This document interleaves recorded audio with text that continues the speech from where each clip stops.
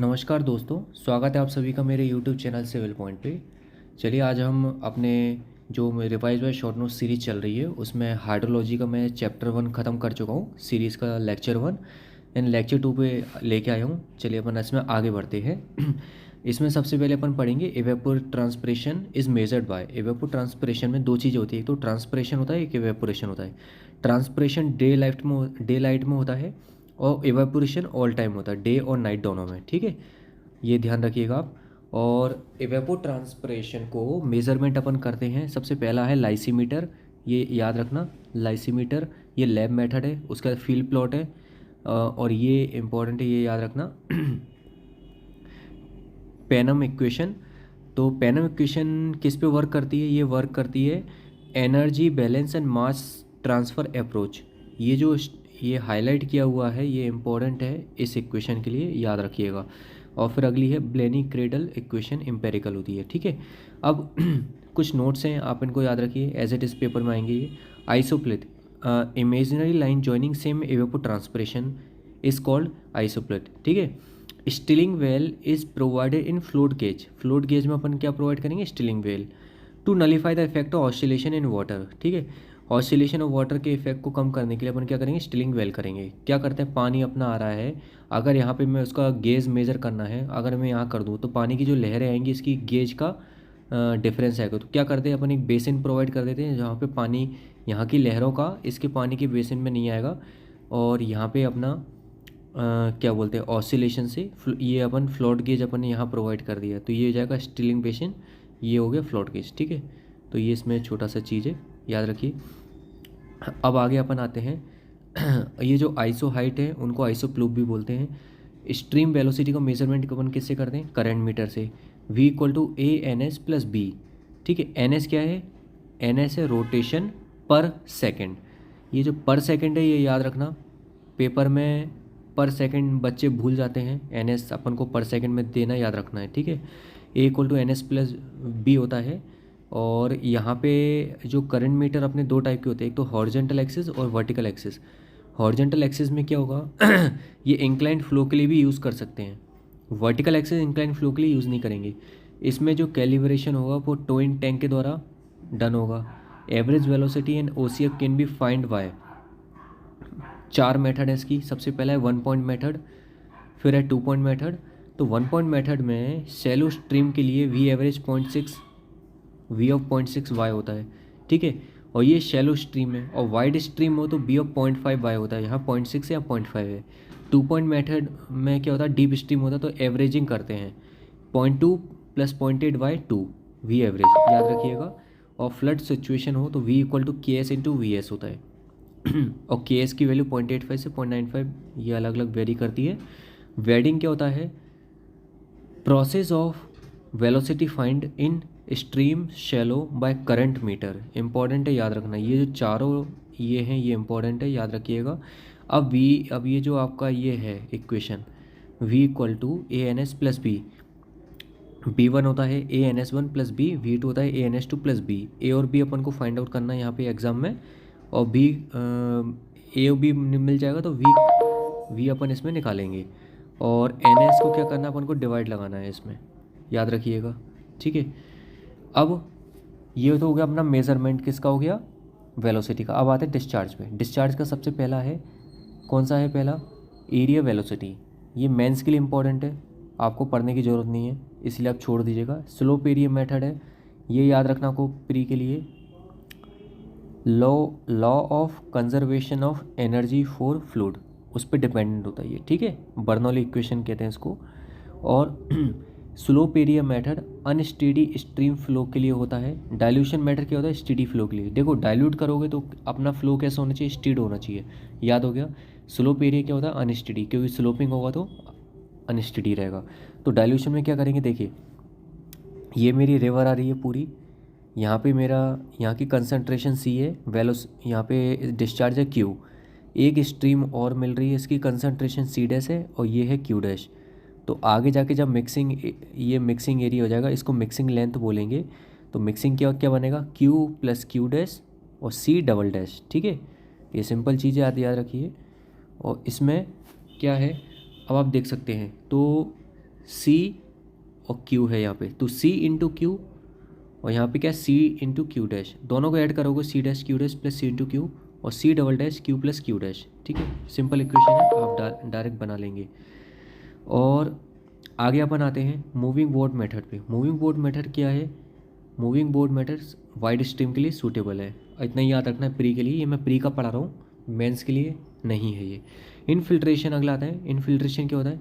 Movement of water through soil to ground water table, soil to ground water table. ठीक है, याद रखो।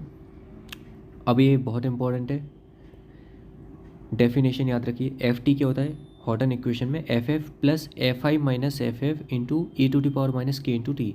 F t क्या है? इनफिल्ट्रेशन, इनफिल्ट्रेशन रेट है, एम एम पर आवर में होता है ये। और एफ एफ क्या फाइनल है, एफ आई है इनिशियल है, के क्या डिके कांस्टेंट है, ये क्या है मिनट इन्वर्स या सेकंड इन्वर्स या आवरली इन्वर्स में इसका दी रहती है। ठीक है, अगर ये एफ टी इनफिल्ट्रेशन रेट है, अगर इसकी डेप्थ निकालने को पेपर में आई तो इसका इंटीग्रेशन करेंगे, ये गेट के लिए बहुत इंपॉर्टेंट है।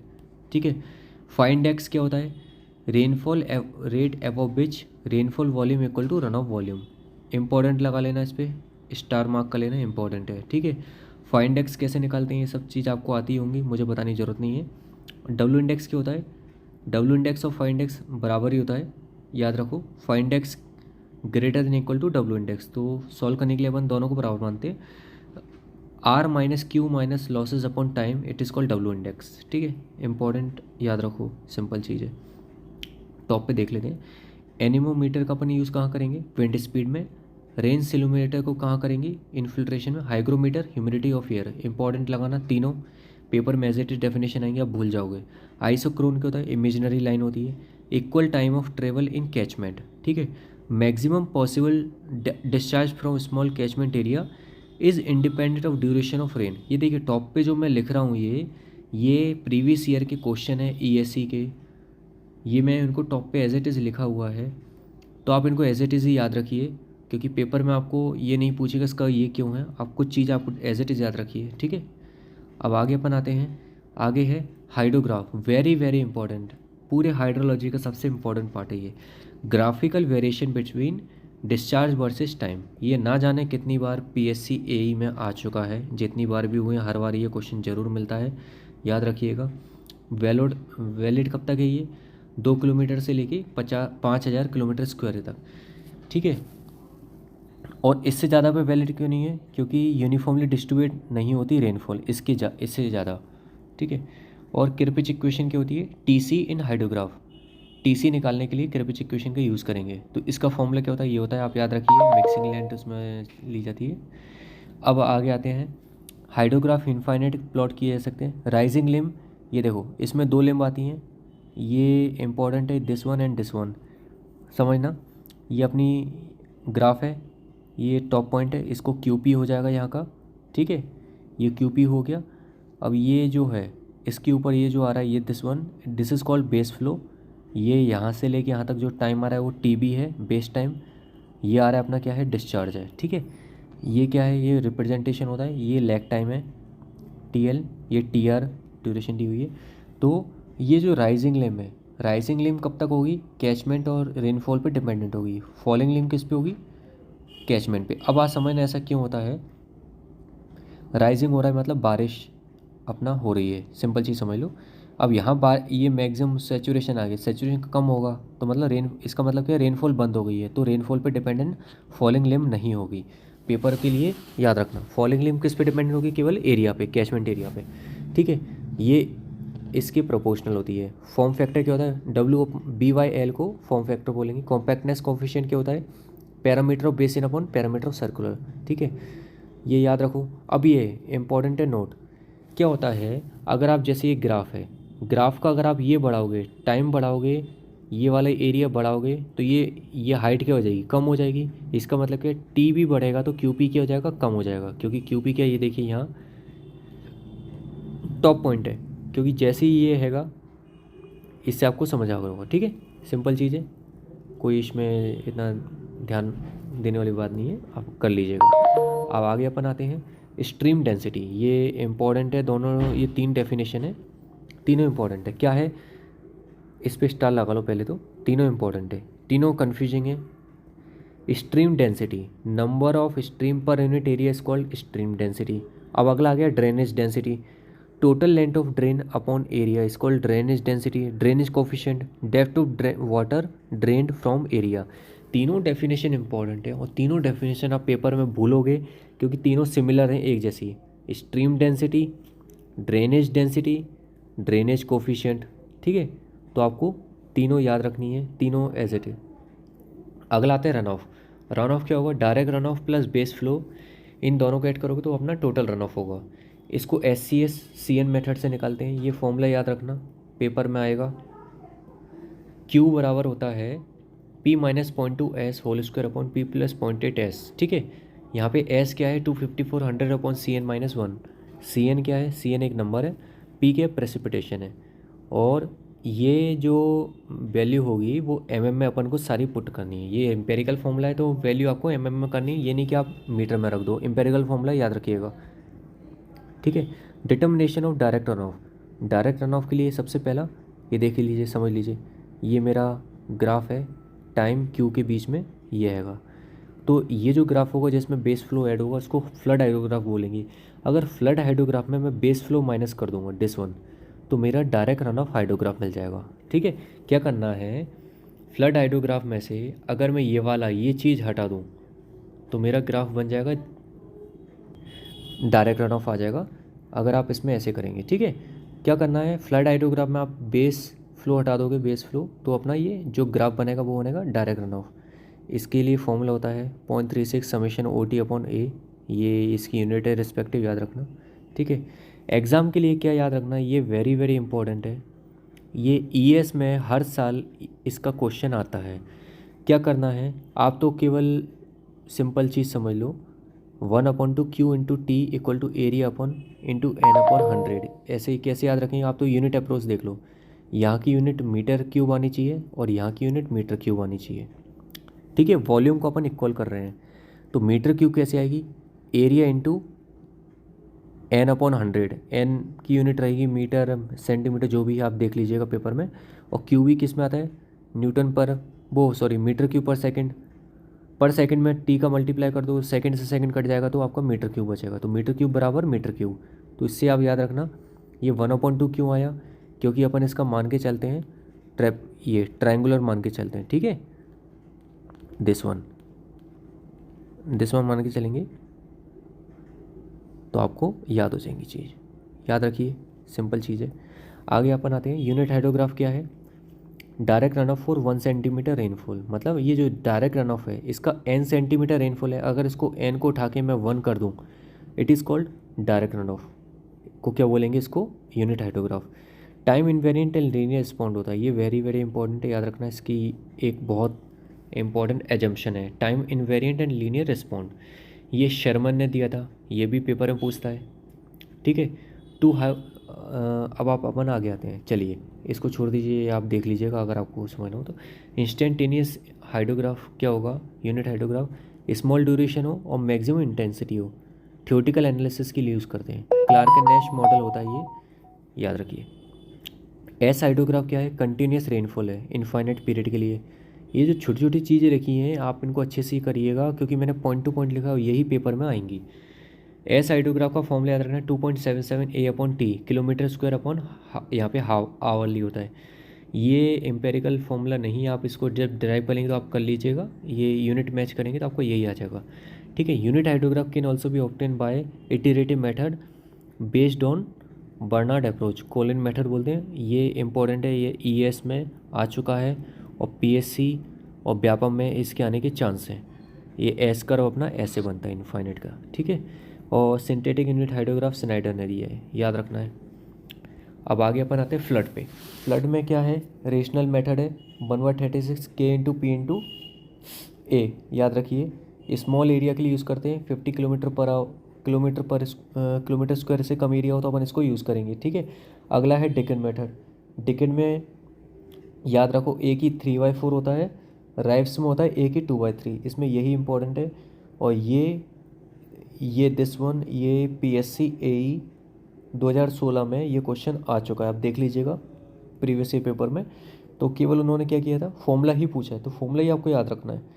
अब अगला अपन है इंग्लिश। इंग्लिश का फॉर्मूला होता है ये, याद रखिए। अब क्या है, रिटर्न पीरियड। रिटर्न पीरियड ये आप देख लीजिएगा, इसमें 3 चीज़ें इंपॉर्टेंट है, ये हैं this one, this one, this one.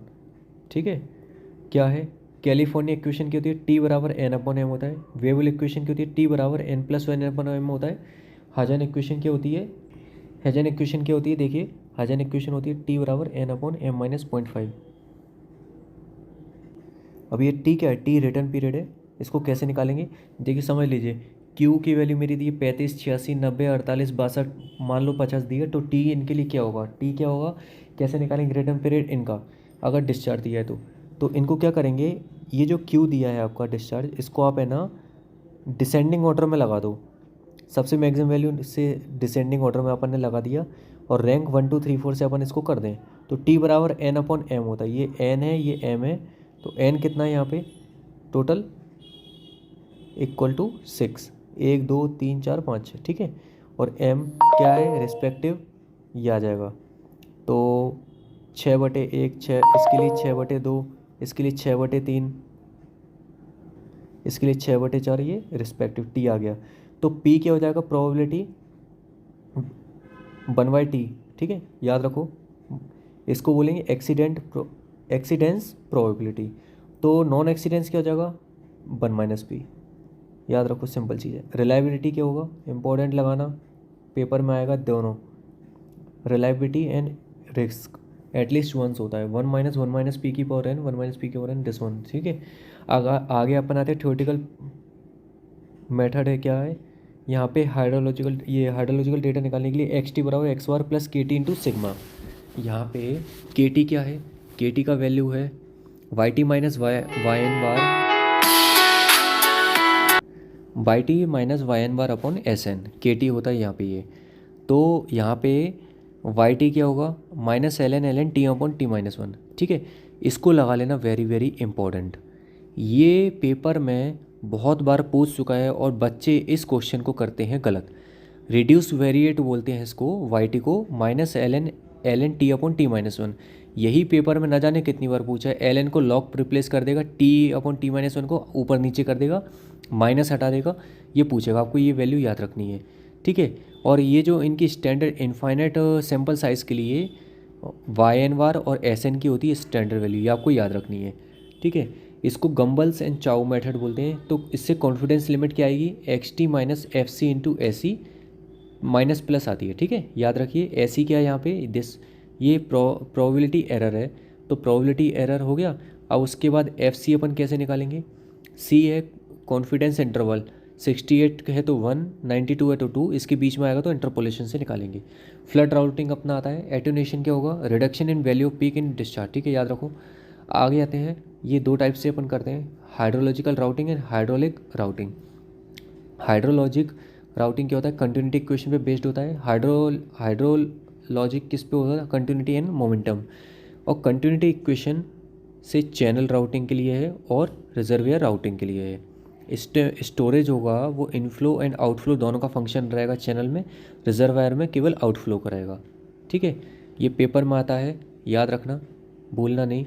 आगे आते हैं, आगे है हाइड्रोलॉजिक चैनल राउटिंग। ये फॉर्मूला याद रखो, एस बराबर के एक्स की पावर एक्स इंटू आई की power n plus 1 - x into q की पावर एम, ठीक है।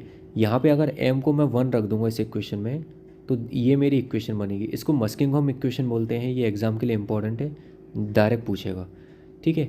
बस इतना कर लीजिएगा, इसमें इतना सफिशिएंट है। और ये एक इम्पॉर्टेंट इक्वेशन है, पेपर में पूछ सकता है, क्योंकि डेलेस एवरेज इनफ्लो एवरेज आउटफ्लो होता है, तो एक क्या बनता है इसका, ठीक है। स्टैंडर्ड प्रोजेक्ट फ्लो, फ्लड क्या होता है, फ्लड्स सीवियर कॉम्बिनेशन हो तो एसपीएफ बोलेंगे, पीएमएफ किसको बोलेंगे, सीवियर मोस्ट कॉम्बिनेशन हो, तो दोनों इंपॉर्टेंट है। एक में आएगा सीवियर, एक में आएगा सीवियर मोस्ट, ठीक है, याद रखिएगा। और एसपीएफ लेस देन होगा हमेशा पीएमएफ से, क्यों, क्योंकि आप देख सकते हैं केवल सीवियर, ये सीवियर मोस्ट है। ट्रैप एफिशिएंसी इंपॉर्टेंट लगाना, व्यापम और एसएससी के लिए इंपॉर्टेंट है, ये एसएससी और व्यापम के लिए।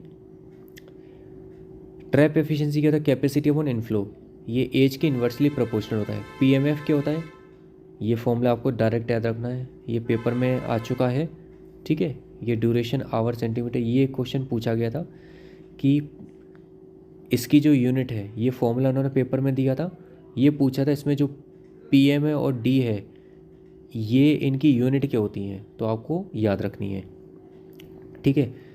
लीनियर रिजर्वायर आउटफ्लो ये तो कोई इशू नहीं है, इतना हो गया। आगे आते हैं, ये आखिरी पॉइंट है, इसके बाद अपना ख़त्म हो जाएगा। बाउंड रेशो फॉर्मूला याद रखना डायरेक्ट। और अगला आता है, ये इम्पोर्टेंट है, ये यूपीएससी 2020 ईएस का प्रीवियस ईयर क्वेश्चन है। इंटेंसिटी ऑफ रेनफॉल, इसके पूरे चांस है कि ये आगे एई और जेई में कहीं भी पूछ सकता है, ठीक है। इंटेंसिटी ऑफ रेनफॉल का formula i equal to a upon b plus t की पावर एन होता है। ए बी एन कॉन्स्टेंट है एक गिवन एरिया के लिए, ठीक है। तो आप याद रखिएगा, ये तो पढ़ाई दिया था। और इसके बाद आपका मोस्ट ये हाइड्रोलॉजी यहाँ पे आके एंड होता है। और हाइड्रोलॉजी में कोई भी आपको डाउट हो तो आप मुझसे पूछ सकते हैं। और मेरे चैनल को सब्सक्राइब और लाइक ज़रूर करिए, बेल आइकन पे क्लिक ज़रूर करिएगा, ठीक है दोस्तों। Good night.